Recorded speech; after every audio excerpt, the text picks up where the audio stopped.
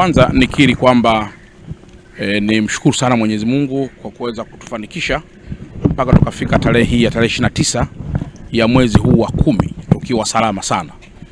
Na mimi nimetumia haki yangu ya katiba ya kupiga kura na kumchagua kiongozi ninayemtaka katika ngazi ya rais, ngazi ya mbunge na ngazi ya diwani.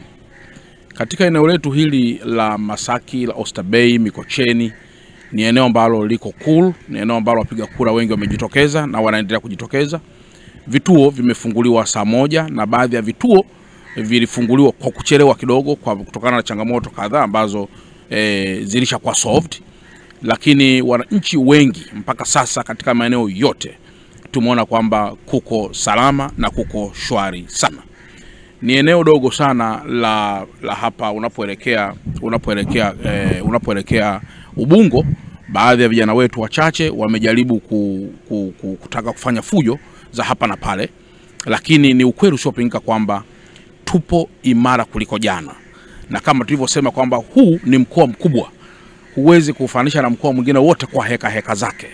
Kwa hiyo sisi tunavyopanga kuwa imara katika masuala yote ya kiulinzi, wapo pia wachache ambao huwa wanapanga pia kuweza kuharibu mustakabali mzima wa amani.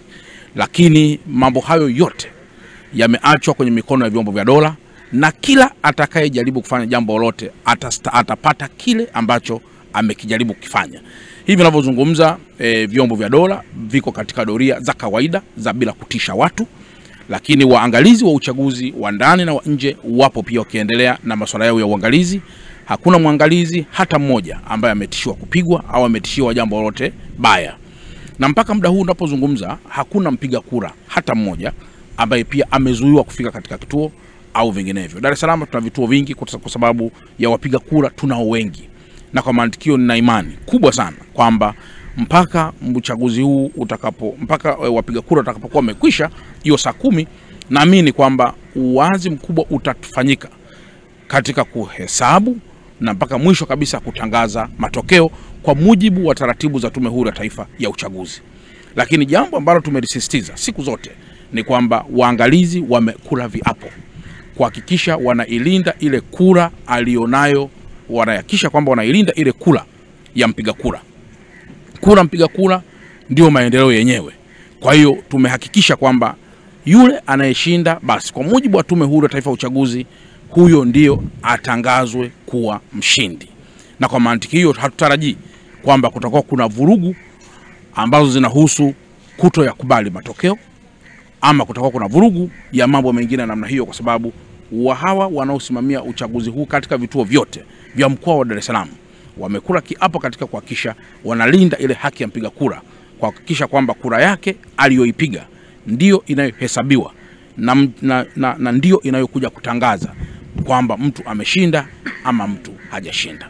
Kwa hayo ndio yangu machache ambayo nimeona niyazungumze na wakazi wa mkoa huu wa Dar es Salaam, na kwamba waendelee kuiamini serikali yao, waendelee kuamini vyombo vyao vya dola ambavyo vipo kwa ajili ya kulinda wao na mali zao.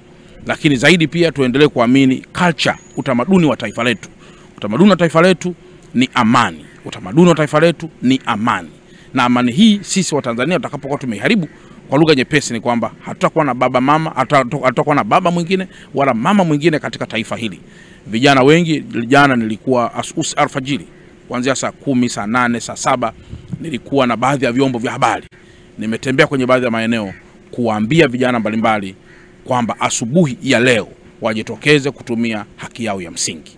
Na wengi walisema wananionyesha fedha, wamepata fedha hizo usiku huo, kwamba je, kama pangekuwa pamefungwa kwa sababu ya vurugu mechi, sisi tungekula wapi? Sisi tungelala wapi? Sisi tungetibiwa wapi? Sisi tungesafiri kwa namna gani? Kwa hiyo muwe na amani sana. Hata mkiona kuna propaganda za aina yoyote kwenye mitandao zinazohusu kaeneo kokote katika mkoa wa Dar es Salaam, mjue nguvu itakayotumika kudhibiti jambo hilo ni mara 7 ya nguvu iliyotumika kuliplan jambo hilo. Shukrani sana mheshimiwa. Asante sana.